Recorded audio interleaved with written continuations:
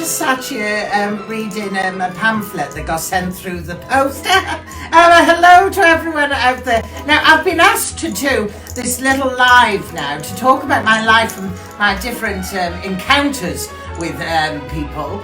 But let me just, this is my living room.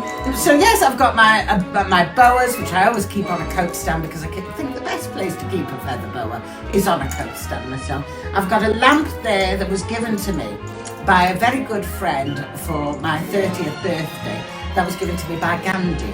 Yes, he bought it in a flea market in Hull. And he just saw it and he thought of me. And he carried it all the way over to India, and I went and visited him on Concord, and yes, and he bought me that lamp for my birthday. Look, there's a little picture. If I just move the milk jug, there's Gandhi there with me, and oh look, there's me and Mother Teresa, and me and Kim Jong-un. Yes, Kim Jong-un. And this chap here is the ginger one. What was his name? Ed Sheeran, me and Ed Sheeran here, yes. We're very close because when he first started his career, he didn't know what kind of songs to sing. And I said, he rang me up and I said, darling, come round for a cup of tea. I said, and we'll talk through it. And I mean, I think his career's taken off now. I seem to remember reading something in a magazine. And then here's me and Eliza Minnelli lookalike, one of the Kardashians, and there's me. Oh, and this one is me and Elaine Page at the Palladium. We did she was doing a show and she had a bit of stage fright, so I had to go on and do the first song with us, so that was nice. But anyway, I do hope that you've all got cake and a sandwich and tea and things. I've got tea. It's quite fizzy. It's cold and sweet. And then I've got my milk here, which is Russian milk, which is clear. So I'll just add that into.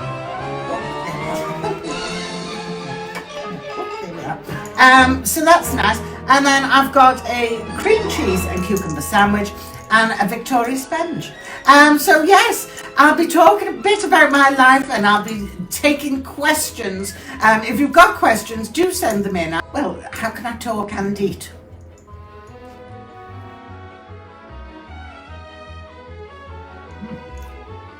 Oh, lovely. Cream cheese and cucumber, look at that. Oh, butter. Butter all the way. Or unsalted Lurpak. I do quite like a Lurpak. Lurpak comes in very handy because once you get to a certain age, ladies go through a bit of a change. Now, I haven't reached that age yet, but people are always asking me, how do you cope with the sweats? How do you cope with the mood swings? How do you cope with the dry? Lurpak. Lurpak makes everything better. If you've got someone that's really annoyed you, get a Lurpak and spread it on the stairs, invite them round. You just watch them fall down the stairs and it instantly makes you feel better. If you're sweating, smear Lurpak on your face and the oil in the Lurpak stops you sweating. And with a dry, if you get Lurpak in the little sachets, they do them in the Hilton for their breakfast, but you can open it up and just pop it in and it makes it all moist and juicy again. So yes, I've often found that Lurpak or butter is much better. But be careful, ladies, because if you haven't had a shower that day, sometimes it smells like mackerel frying. I don't think that I would consider representing the United Kingdom in the Eurovision competition because I don't think they're ready. I've helped lots of people on the Eurovision over the years. I helped Bucks Fizz pick their song. I helped ABBA when they did their song, that famous one that they did on Eurovision. Was it Dance Waterloo? That was it. And I've always helped people. And that's the thing. People don't realise I'm a helper, I'm a giver. I give to the people what they want. And if the United Kingdom all came together and they wanted me to do the Eurovision, I might consider it. I don't know whether I'd do an original song because I've always written original songs for other people. But, yes, no, I don't think I would. I've never been to Bosnia. Where's Bosnia? They're always asking me about my celebrity friends. But I don't see them as celebrity friends. I just see them as people. But I have been Skyping with one or two, and it's not for me to drop a name. Elaine Page and I and Meryl Streep, we were on Skype and we were having a lovely old time until Elaine passed out, and then we had to watch her sleep for 3 hours. Who else have I spoken to? Dominic Cummings popped round the other week. He was on his way to his parents. David, Jason and I, we go way back. We did date years ago. Because he didn't want to do Only Fools and Horses, you know, or The Darling Buds of May. And I was the one that talked him into it. I was the one that gave the British public David Jason. And as you know, I don't drink. I don't drink at all very often. He says, Mother Teresa always used to say to me, she used to say, oh, Mary, I don't know how you cope, because she was quite fond of a drink, like brown ale. Yeah, when she visited me in Cardiff the once, we went to the Splot Cons and she had brown ale. We bumped into Shirley at the time. And it was a lovely afternoon, it really was. Holiday after lockdown, there's no doubt in my mind there's only one place to go after lockdown, and that is Treco Bay. In a two-berth caravan with a pack of cards, you can't have a better time than Madonna, you know. Shirley was performing in the clubhouse at the time. But a pack of cards and you can have a cracking time, you really can.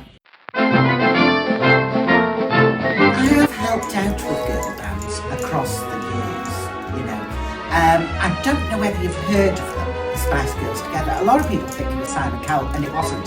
It wasn't. Simon Cowell he was just a sole trader in a marketplace when I met him, wheeling and dealing in second-hand tapes. I helped him. The Nolan sisters, they're not actually sisters. They didn't know each other. I run a competition and I found each and every single one of them and I slapped them together. The Nolan sisters that aren't really sisters. I put them together. But if I was to form a girl group now, when you put in a girl group together, you need to remember what sells a girl group. You just need tits and glamour. So if I was to form a girl group, and you always do 5, because one's always going to drop out. Dolly Parton, that's your tits and your glamour. Sally Raffaella, Trisha in. You know Trisha off Channel 4? I'd put Trisha, Sally Raffaella, Dolly Parton, Britney Spears in there, yeah, Gemma Collins. And that would be the perfect girl group. I'm just talking in my living room. I was very good friends with Judy Garland. I was in Los Angeles, California, Hollywood if you will, just helping them out with a few casting issues that they had. I was driving down the road. I saw Judy Garland leaning against a lamppost, very heavily pregnant. I pulled over and I said, oh, what are you doing, Jude? She said, I think I'm in labour. Stop at any house. I pulled along to another house, Joan Crawford's house, because me and Joan were very close friends, because neither of us got on with Betty Davis. So I knocked the door and I said, Joan, I need you to put the kettle on, fetch some towels and a vodka martini. She said, just a vodka martini. I said, no, I think this is going to be hard work. I said, Judy, I'll have an orange juice. We didn't even get her into the house. It was on the front porch of Joan Crawford's house. And I said to the maid, I said, hold her legs up, I'm going in. And I had to look, and there was Liza Minnelli's head. I delivered Liza Minnelli on the steps of Joan Crawford's front porch in Hollywood. And Ethel Merman walked past, and luckily she had a shawl on. And we just wrapped her in the shawl. Oh, let's have a slice of cake. Baked by Mary Berry, just a little lady slice on that.